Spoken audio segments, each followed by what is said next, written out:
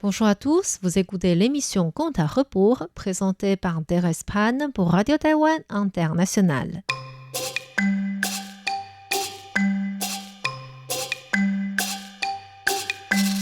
La semaine dernière, nous avons vu que Qigong s'était laissé capturer par les gendarmes et les taquiner en leur faisant payer pour acheter de l'alcool pour lui. En face du Premier ministre, Qigong n'avait non seulement pas peur de sa puissance, mais en plus critiqué de ses méfaits. Farouche, le Premier ministre ordonna à ses servants de frapper Qigong avec un bambou rempli de mercure. 2 servants vinrent retenir Qigong par terre et un autre exerça la punition. Sous les coups, Qigong ne fit aucun son. Après l'exécution de la sentence, les 3 servants se poussèrent vers le côté. Le Premier ministre regarda le moine par terre et dit « Attendez, je vous ai dit de frapper le moine fou, pourquoi frappez-vous son supérieur ?» En réalité, c'était Guang Liang par terre qui avait reçu les coups de bâton. Surpris, les servants se regardèrent les uns les autres sans comprendre ce qui s'était passé. Juste avant l'exécution, ils étaient encore à côté de Guang Liang. Comment pouvait-il changer de place sans qu'il voie? À ce moment-là, Guang Liang poussa un cri. « Aïe, ça fait mal! Je voulais vous dire, mais je n'arrivais pas à émettre le moindre son. » Le Premier ministre ordonna « Changez de personne pour l'exécution. » 3 autres servants s'approchèrent, attrapèrent bien les habits de Qigong et dirent « Cette fois-ci, vous êtes dans nos mains. » Qigong répondit « Si c'est à mon tour, je serai présent. » Arrêtez de dire n'importe quoi. Couchez-vous. Vous avez mis une couverture? Qu'est-ce que vous racontez? Nous allons vous frapper. Ce n'est pas pour vous faire dormir.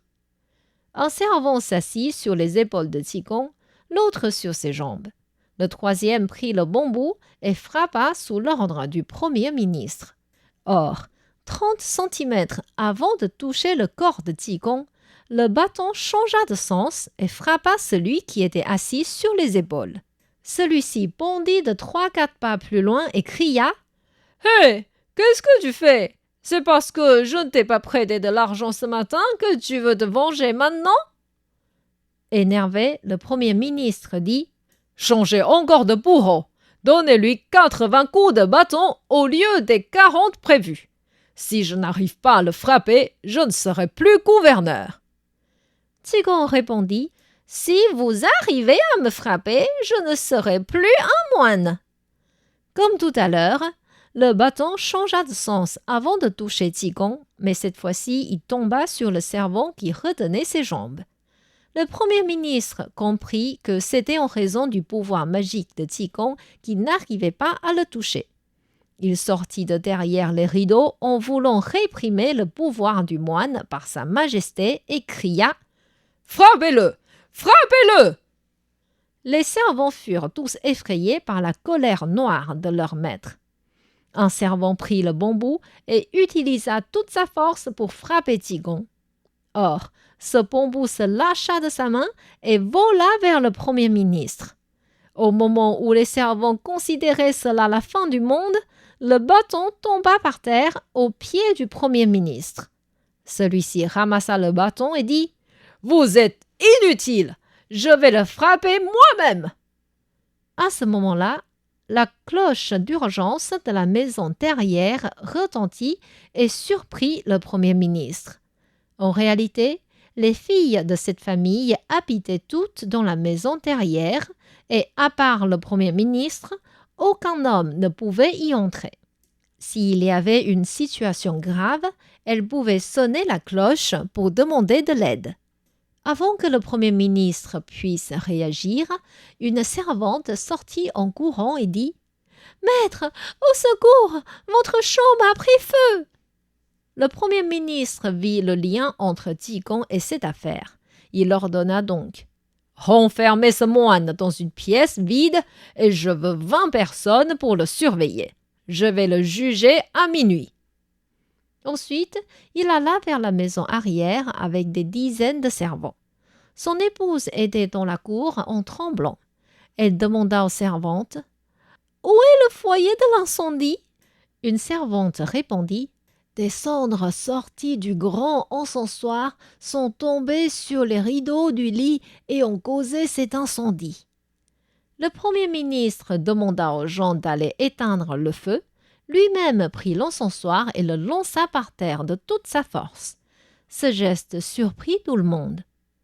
Quand le feu fut éteint, son épouse lui demanda pourquoi il était si fâché, et le premier ministre lui raconta comment le moine fou avait frappé ses messagers en utilisant du pouvoir magique, comment il avait capturé ce moine en envoyant toute une armée, et comment ce moine réussissait à s'échapper des coups 3 fois de suite. Son épouse le consola. « Grand maître, il ne faut pas prendre ces gens insensés au sérieux. » Le premier ministre était tellement en colère qu'il n'avait plus d'appétit. Il prit le dîner vite fait et voulait lire pour se détendre, mais il n'arrivait pas non plus à se concentrer. Finalement, il s'endormit sur le bureau, la tête sur les bras croisés. En somnolant, il sentit un coup de vent froid et entendit des cris étranges. Il leva la tête et vit 4 fantômes entrer dans sa chambre. Ils faisaient tous plus de 2 mètres. Le premier avait le visage noir et tenait une grande fourche. Le deuxième avait le visage violet et tenait un bâton long. Le troisième tenait un carnet et un pinceau. Il avait le visage blanc. Le quatrième, ayant le visage azur, tirait une chaîne. À l'autre bout de la chaîne se tenait un homme. Celui-ci avait les cheveux détachés, la barbe désordonnée, le visage sale et sans vie. Des menottes aux mains et aux chevilles limitaient ses gestes. Derrière cet homme se trouvait un autre fantôme plus petit, avec les yeux enflammés et tenait un bâton denté. Le premier ministre regarda attentivement l'homme enchaîné et reconnut que c'était bien son père. Il lui dit « Papa, c'est bien vous? Je croyais que vous êtes heureux au paradis, mais vous s'ouvrez encore à l'enfer. Je vais demander aux moines de faire une cérémonie pour vous demain, pour vous aider à monter au ciel très rapidement. » « Mon fils, quand j'avais ton poste actuel, je n'étais pas un gouverneur intègre. J'ai encadré des gens vertueux et tué des innocents. Quand j'étais en vie, le peuple ne m'appréciait pas. Quand je suis mort, le ciel m'a donné la punition de l'enfer. Je suis venu aujourd'hui sous l'ordre du roi de l'enfer pour t'avertir. En tant que premier ministre, il faut que tu fasses tes bonnes actions pour accumuler du bonheur. Mais maintenant, tu agis contre-sens en capturant des moines et en ordonnant de démolir leur tour. C'est vraiment un grand péché.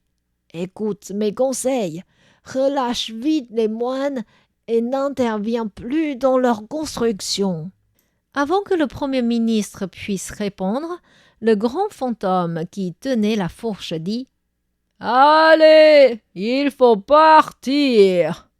Et les fantômes rebroussèrent chemin. Le premier ministre les empêcha.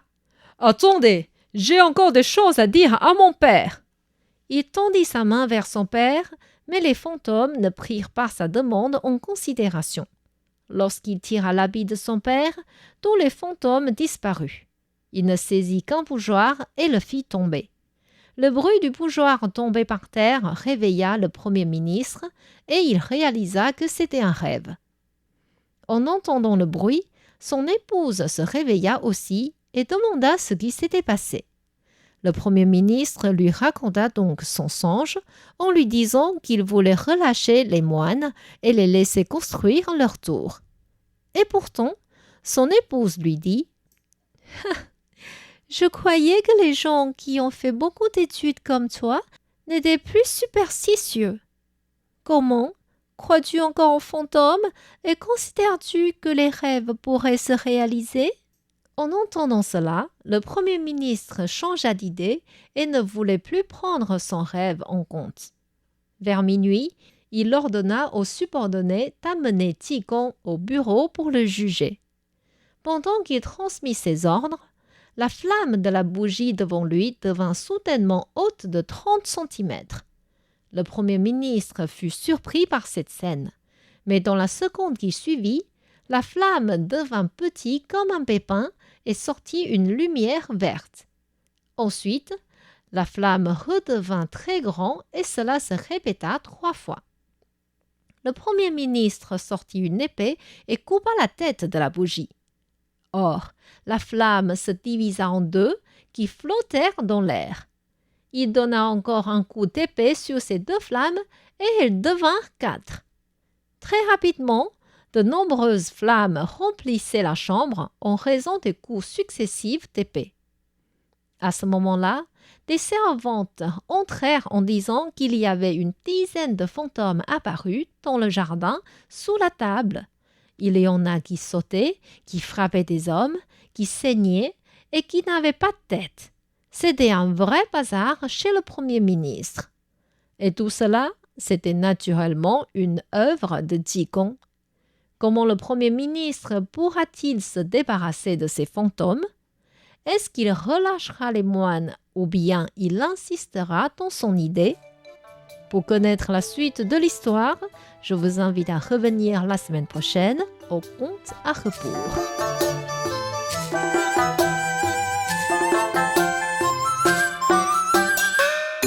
C'était Conte à rebours présenté par Thérèse Pan sur les ondes de RTI.